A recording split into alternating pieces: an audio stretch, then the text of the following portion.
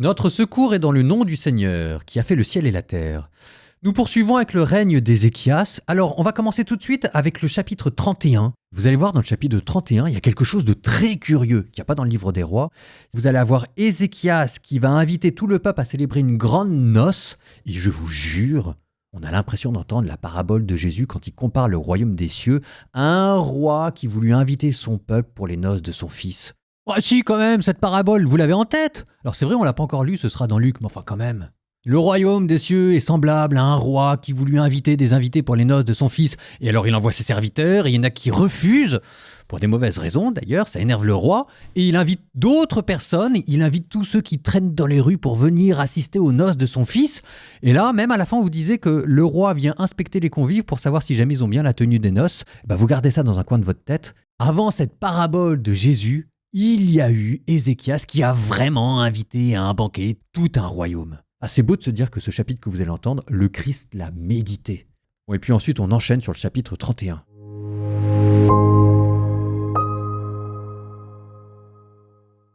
Ézéchias envoya des messagers à tout Israël et Juda.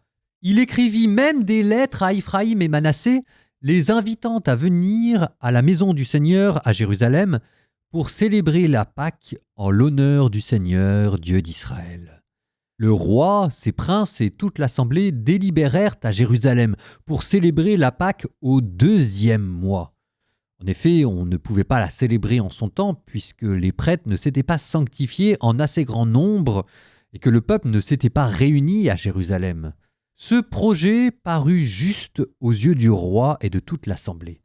On décida de faire passer une proclamation dans tout Israël, depuis Beersheba jusqu'à Dan, pour que l'on vînt célébrer la Pâque à Jérusalem en l'honneur du Seigneur, Dieu d'Israël.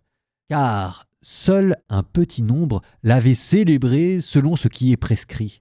Les coursiers partirent avec des lettres écrites de la main du roi et ses princes dans tout Israël et Juda pour dire selon le commandement du roi: Fils d'Israël, revenez au Seigneur, Dieu d'Abraham, d'Isaac et d'Israël, afin qu'il revienne, lui, à ceux d'entre vous qui restent, après avoir échappé à la main des rois d'Assour.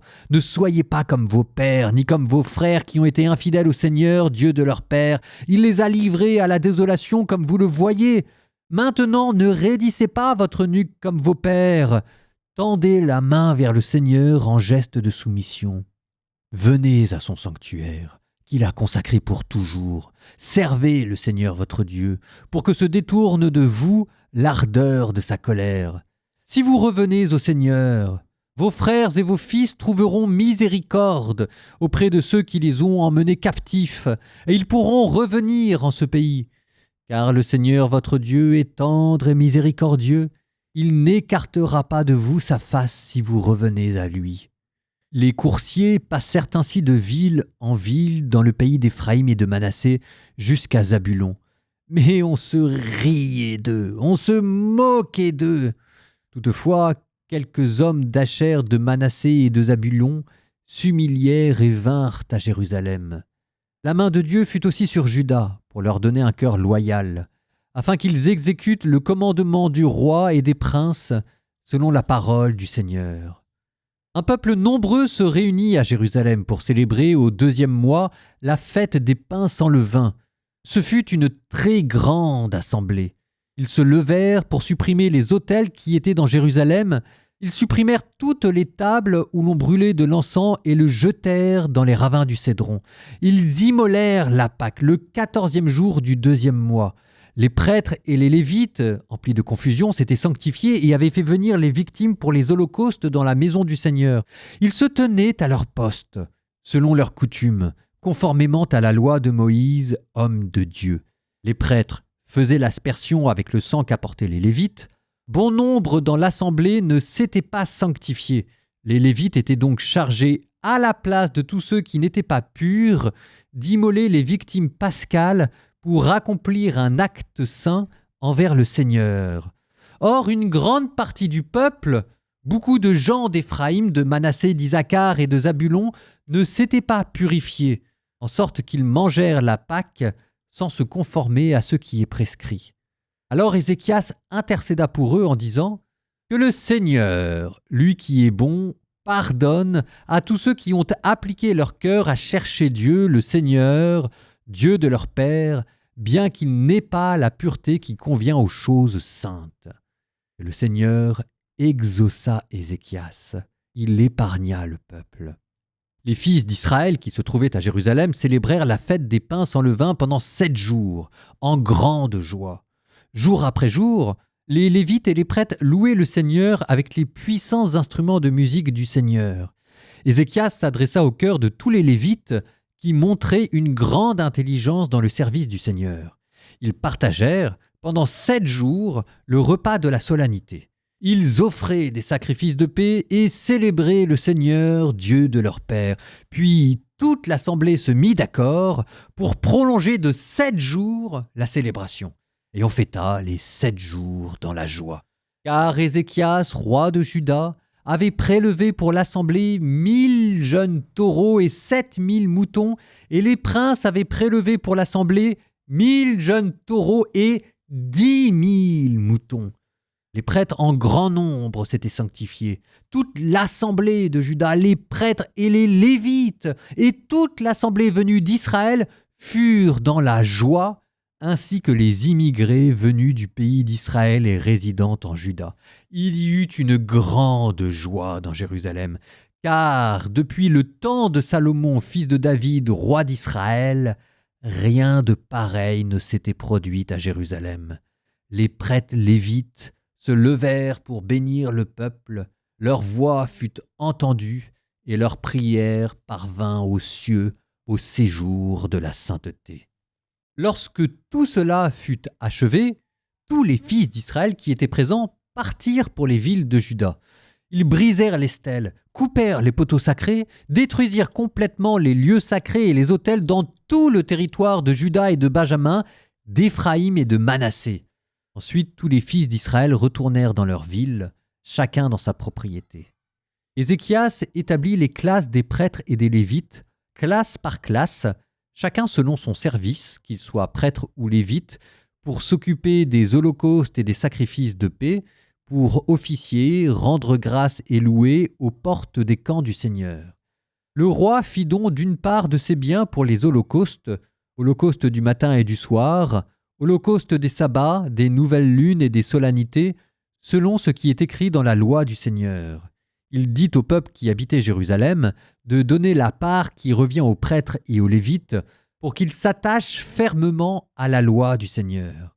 Dès que cette parole se fut répandue, les fils d'Israël offrirent en abondance les prémices du froment, du vin nouveau, de l'huile fraîche, du miel et de tous les produits des champs. Ils apportèrent la dîme de tout en abondance.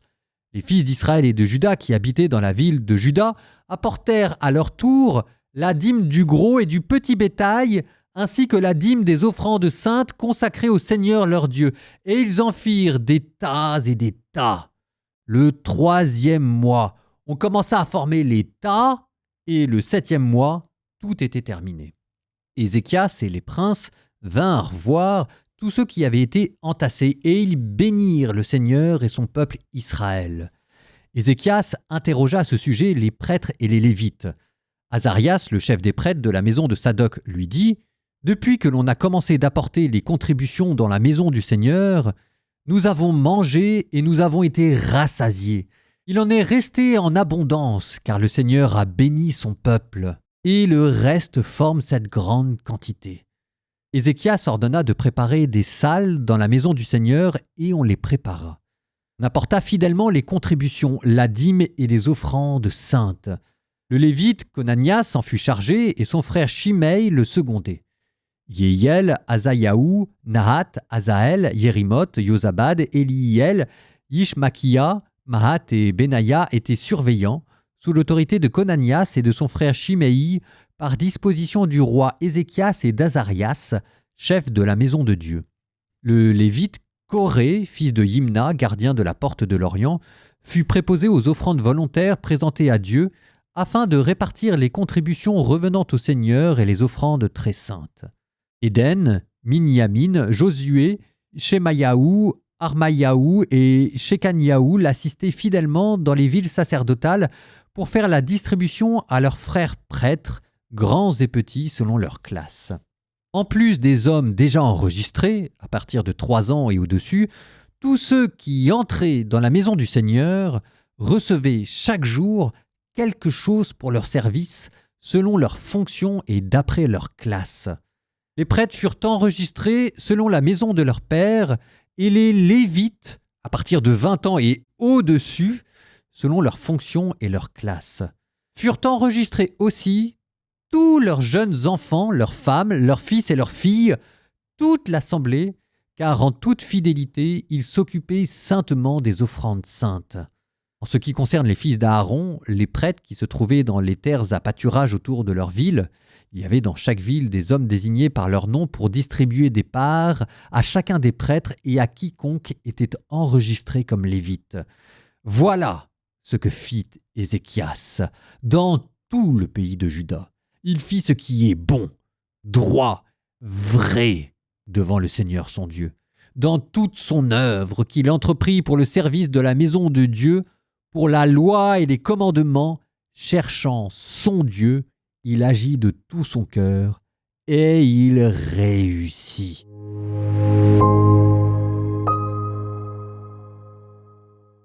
La classe sacerdotale qui est complètement réorganisée, c'est exactement ce que je vous disais dans les épisodes précédents, qui devient vraiment un pilier de l'organisation sociale, qui gère les trésors, qui gère les entrepôts, qui supervise la distribution de la dîme, qui était quand même l'impôt national, qui garantit la cohésion du peuple. Normalement, à l'époque monarchique, les prêtres c'était juste la liturgie et l'enseignement, et maintenant c'est en train de devenir des juristes, des gouverneurs, des contrôleurs du temple et du peuple, une bureaucratie sacrée.